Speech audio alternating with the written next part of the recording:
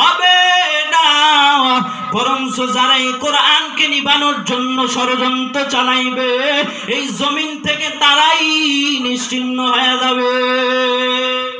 কারণ ফেরাউন চাইছিল এই জমিনের মধ্যে মুসা নবীকে আসতে দিব না। আল্লাহ বললেন মুসা নবী তো আসবে, তোর ঘরে লালিত পালিত হবে। দেখা গেল আল্লাহ যেটা চাইলেন সেটাই সাকসেস হলো, ফেরাউনেরটা বিফলে গেল। এই জমিনের মধ্যে নমরুদ বলল এই জমিনের মধ্যে ইসলাম থাকবে না, এই জমিনের মধ্যে ইসলাম থাকবে না। দেখা গেল নমরুদ বিদায় নিয়ে চলে গেল, কিন্তু ইসলাম ঠিকই থাকলো। এর নবীর উম্মতের দল কিয়ামত পর্যন্ত যেই সমস্ত বেঈমান বাতিল কাদিয়ানি দেওয়ানবাগী মায়েজ ভান্ডারী আটরশি আর ফরিদপুরের দলেরা যারা এই কোরআনকে বিদায় করার চেষ্টা করবে এই জমিন থেকে তারাও নিশ্চিহ্ন হয়ে যাবে।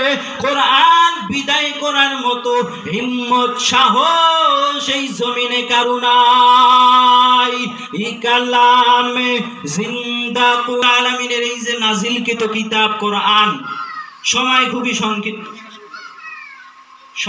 সংকীর্ণ।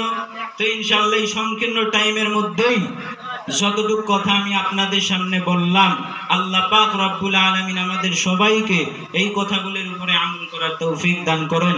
যেহেতু অনেক বড় বড় হুজুররা এখানে আসছেন, এনারা খুব ভালো বয়ান করেন, বাংলাদেশের টপ লেভেলের কিছু ওয়াইজিনরা এখানে দাওয়াত করা হয়েছে, তারা একের পরে এক সিরিয়াল দিয়ে আপনাদের সামনে কোরআন ও হাদিসের সহিহ কথাগুলো উপস্থাপন করবে।